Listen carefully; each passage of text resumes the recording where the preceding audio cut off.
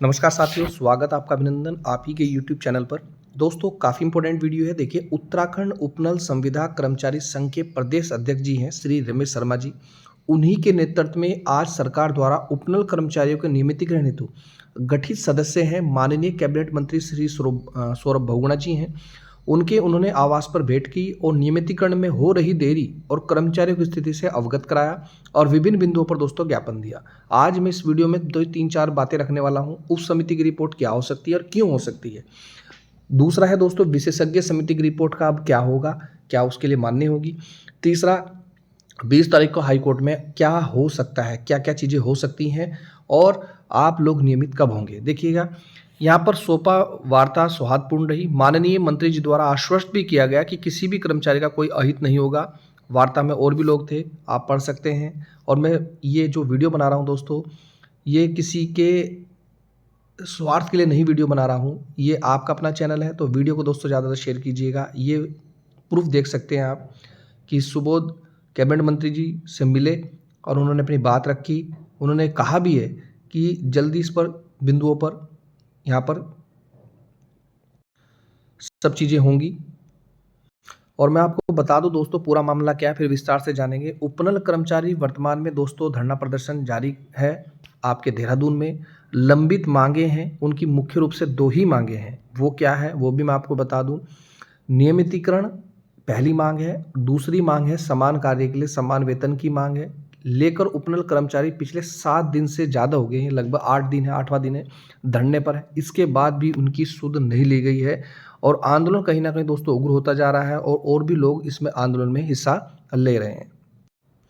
तो दोस्तों, देहरादून में नियमितीकरण नियमावली पर पिछले लंबे समय से दोस्तों बहस जारी है। कैबिनेट में नियमावली लाए जाने की चर्चाओं के बीच उपनल कर्मचारी चिंता इस बात को लेकर भी है, क्या उनके मामले में भी नियमितीकरण के लिए नियमावली का होमवर्क पूरा कर लिया है। क्योंकि उपनल कर्मचारी तो धरना प्रदर्शन पर बैठे हैं, क्या संविदा कर्मचारी भी धरना प्रदर्शन करेंगे। उन्होंने 2 दिवसीय धरना प्रदर्शन भी किया था। लेकिन बात वही है कि दरअसल संविदा कर्मियों और उपनल कर्मियों के लिए अलग अलग समिति अलग अलग नियमावली पर चिंतन कर रही है, जिससे ऐसे कर्मचारियों के बीच असमंजस की स्थिति बन गई है कि उत्तराखंड में जो दैनिक वेतन है, कार्य प्रभावी संविदा नियत वेतन, अंशकालिक हैं, उनको नियमित करने की चर्चाएं जोर पकड़ने लगी है। क्योंकि एक तरफ आप बात कर रहे हो उपनल कर्मचारियों के नियमितीकरण की, तो दूसरी तरफ आप बात कर रहे हो संविदा कर्मचारी के नियमितीकरण की। अगर आप दोनों का नियमितीकरण की बात कर रहे हैं तो फिर अलग अलग नियमावली क्यों, अलग अलग समितियां क्यों बन रही हैं। यहाँ पर दोस्तों एक और भी बात मैं आपको बताना चाहूँगा। आप देख रहे हैं माननीय मुख्यमंत्री कर चुके हैं दोस्तों घोषणा, उपनल कर्मियों को लेकर मुख्यमंत्री भी नियमावली बनाए जाने की घोषणा कर चुके हैं, जिसके बाद आज तक शासन स्तर पर एक भी उसमें कुछ हुआ ही नहीं। समिति का गठन भी किया गया, फिर दोबारा से उप समिति का गठन भी किया गया। कभी कहते हैं समिति, जो विशेषज्ञ समिति, 4 बार उसकी बैठकें हुई और 4 बार उसकी बैठकों का बेनतीजा निकला। और उस 4 की 4 बैठकों में दोस्तों हर बार डाटा का हवाला देते हुए कहा गया कि डाटा उपलब्ध नहीं है, दोबारा से डाटा मंगवाया जाए। लेकिन काफ़ी समय बीतने के बाद अभी तक नियमावली अंतिम रूप नहीं ले पाई। इधर उपनल कर्मियों भी संशय की स्थिति में है। दूसरी तरफ संविदा कर्मचारी के नियमितीकरण से जुड़ी नियमावली पर जल्द काम पूर्ण होने की चर्चाएं हैं। तो ऐसे में उपनल कर्मचारी भी संशय की स्थिति बनी हुई है। अब उपनल कर्मियों के मामले में सुप्रीम कोर्ट भी आदेश दे चुका है, हाई कोर्ट, माननीय हाई कोर्ट भी आदेश दे चुका है, मुख्यमंत्री धामी जी भी कह चुके हैं। लेकिन किसके स्तर से दोस्तों ये नहीं हो पा रहा।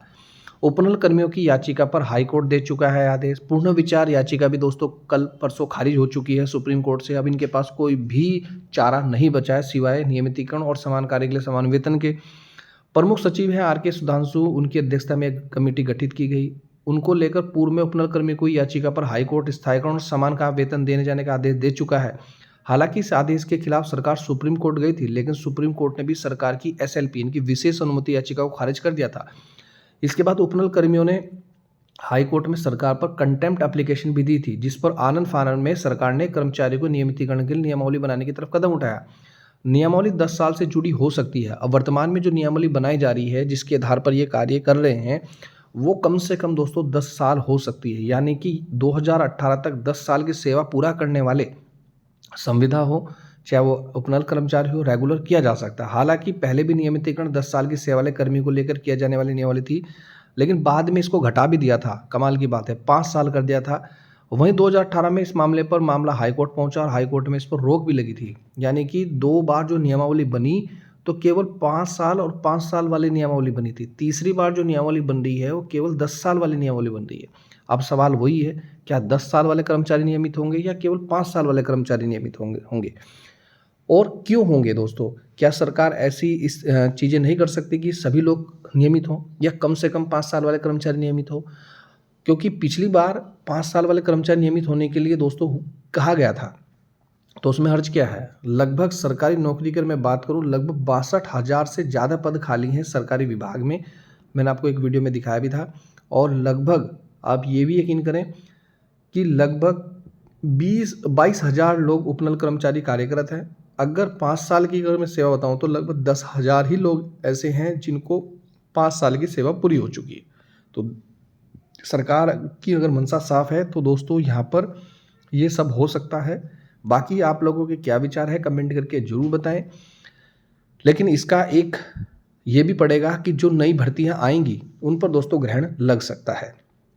तो अगर दोनों तरफ की स्थिति देखें तो दोनों, एक तो रोजगार कहीं ना कहीं कम होंगे, लेकिन साथ ये भी है कि जो लोग इतने साल से काम कर रहे हैं उनका क्या होगा। तो क्या सरकार सच में नियमितीकरण की लोग कदम उठा रही है या नहीं, ये तो देखने वाली बात होगी, सरकार की असलियत मंशा है क्या। लेकिन 20 तारीख को मैं आपको बताना चाहूँगा, 20 नवंबर को हाई कोर्ट में दोस्तों फिर दोबारा से यहाँ पर सुनवाई है।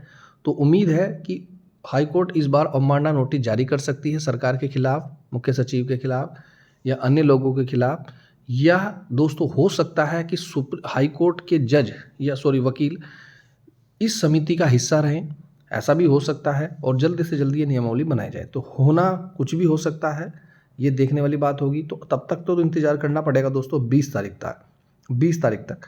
और क्योंकि नियमावली 2018 की है, 2018 में आप लोगों को नियमित होना चाहिए था और लगभग 6 से 7 साल और बीत चुके हैं, लेकिन नियमितीकरण का कुछ भी नहीं हुआ। तो ये बहुत ही महत्वपूर्ण वीडियो है। वीडियो दोस्तों ज़्यादा से शेयर कर दीजिए। मुझे पूरी उम्मीद है कि 5 साल वाले कर्मचारी नियमितीकरण होगा। फिलहाल 10 साल वाले कह रहे हैं, लेकिन कह ही रहे हैं, अभी लिखित रूप में ऐसा कुछ भी नहीं आया है। तो देखने वाली बात होगी। मिलता हूँ दोस्तों नेक्स्ट वीडियो में, और वीडियो देख लें दोस्तों। धन्यवाद। जय हिंद, जय उत्तराखंड।